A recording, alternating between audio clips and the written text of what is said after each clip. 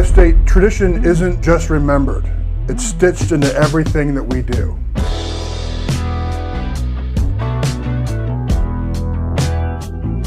Before the lights, before the noise, a standard was established. That's free, short of the first down, and there he is, the big cat. Pass hummed, intercepted. That's Mike Doss. Carried through generations, a distinct badge of honor stood apart. What was once known as a heritage stripe has evolved to the Buckeye Stripe. Welcome to Juck on Bucks. Appreciate you so much for joining me for a it's not a victory lap. It's kind of an emotional day. I gotta be honest. My wonderful mom, her name is Karen. Really, it is. And boy, does she dislike the connotations the name Karen has. It's kind of cute listening to her rail on about why does it have to be Karen? I got a lot from her. One such trait that I got from Karen is that I'm an easy crier. And I got to admit, the video that I saw just about an hour ago with Mike Doss and Andy Katzenmoyer, two of my all-time faves, one of whom is up there on the wall. I was leaking a little bit, man, because there's been a lot of happy moments for me since I started this show. Obviously, the first season I covered Ohio State football. They won the literal national championship. It's been a heck of a run here in the last 2.5 years. And today, while it doesn't feel that huge, man, it feels huge to me.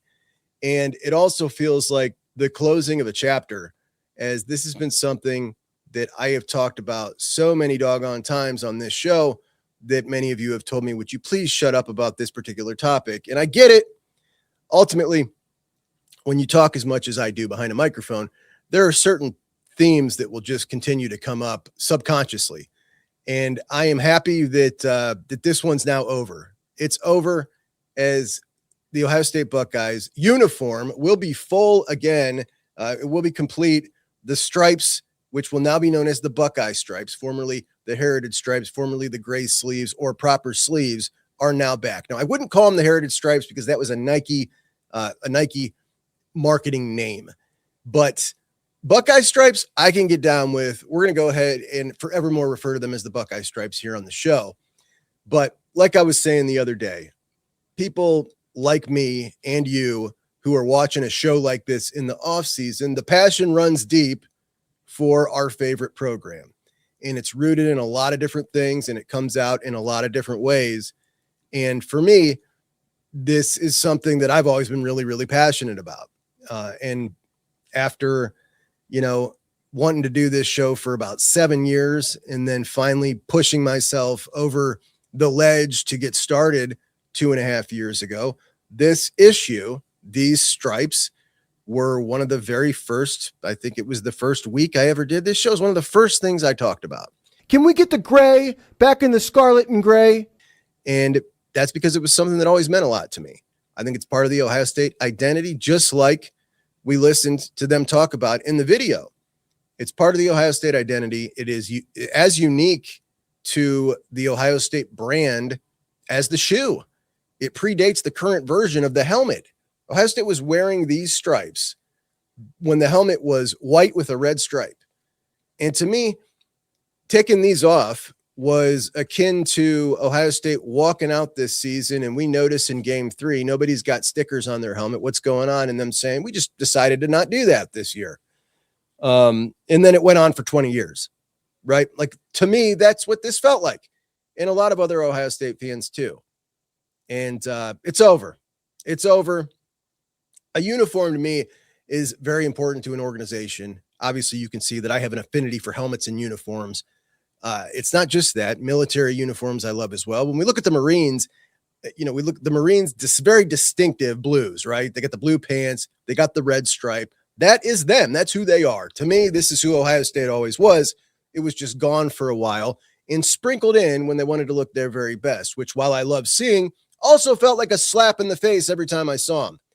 An absolute crime was committed 20 years ago, and that crime is now over.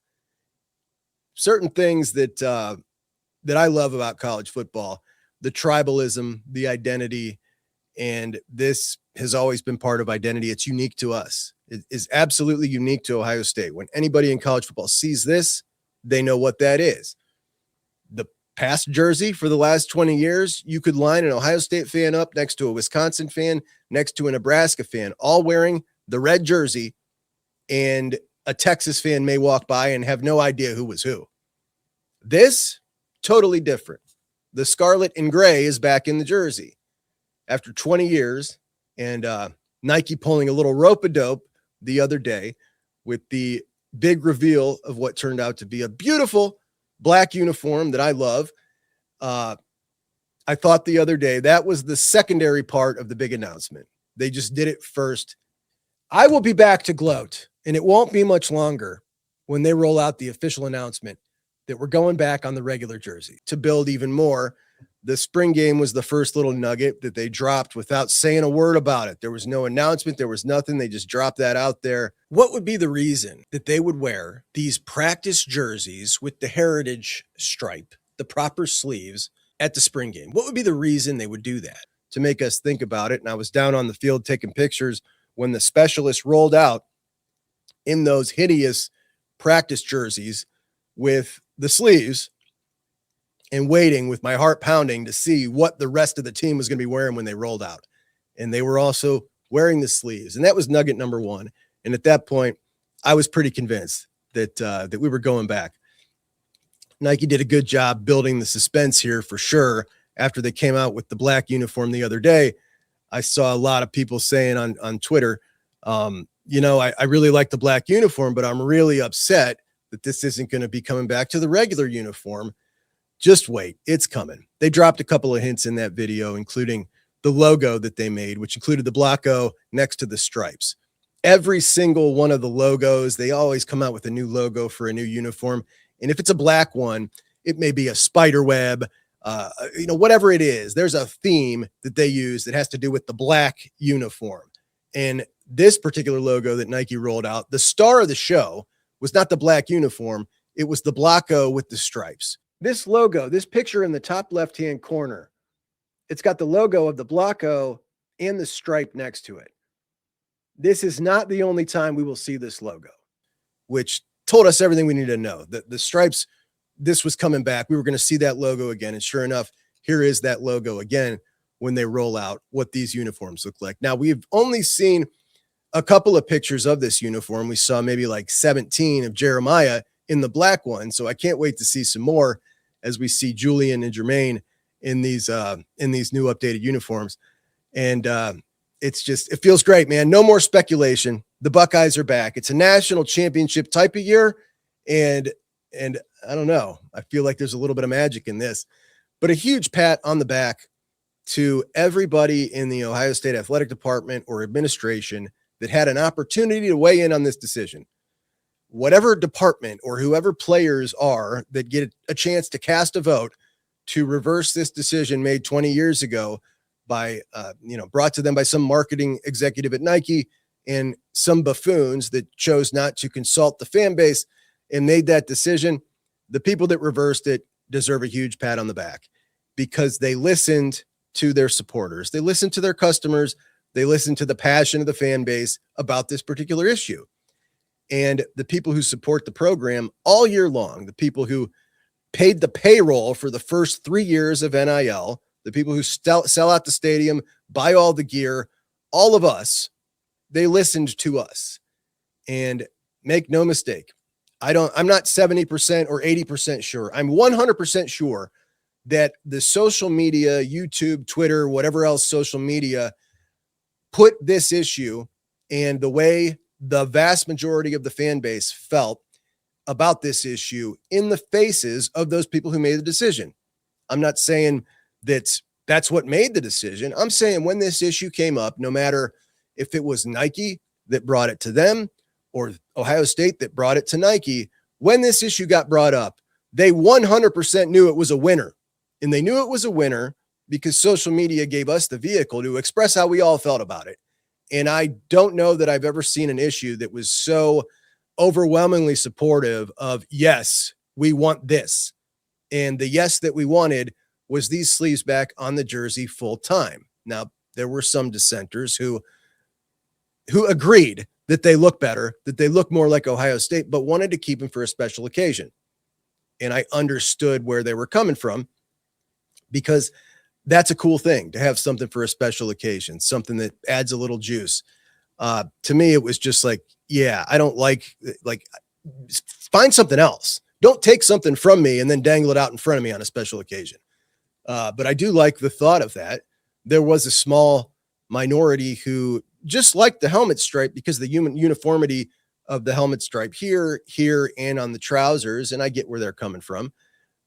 They think that this just kind of looks off with the rest of the uniform, but maybe it does.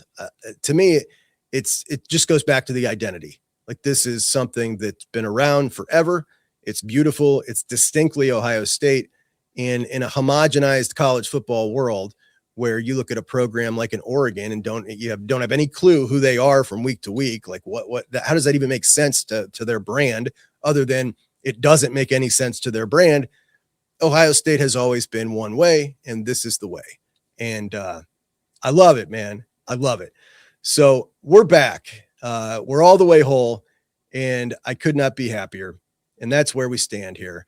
It is something that we can finally close the chapter on, and huge credit to everybody who had a Twitter account over the last couple of years and just brought this issue up, because it doesn't matter if it was a 200 follower account or a 10,000 follower account. Every time this got brought up out of the blue, man, it just all the way up to the top. And that matters. And we should remember that going forward. So anyway, I came down here to do an episode about Ohio State, Texas, which I'm going to start on now when this news broke. I'm going to go ahead and get into that. Steve Sarkisian has quickly gone from a guy that I used to root for based on his and mine shared history, and he has just turned himself into a total lame. So, of course, we're going to talk about the game too, which doesn't seem to be getting the same kind of national buzz as it was last offseason, but absolutely deserves it. So I'm going to get started on that. Look out for that later. But for now, appreciate you guys, and I'll talk to you soon. Chuck 'em Bucks out.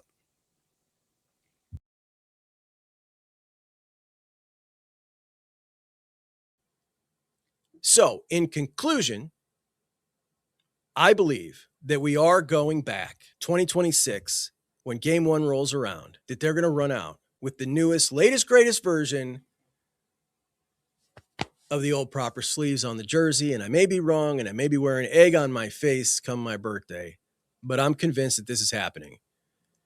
That 20 years of this crime being committed on the entire college football world, really, when one of your blue bloods doesn't look proper, we're going to look right again. We're going to be whole again. Next year, back to our roots.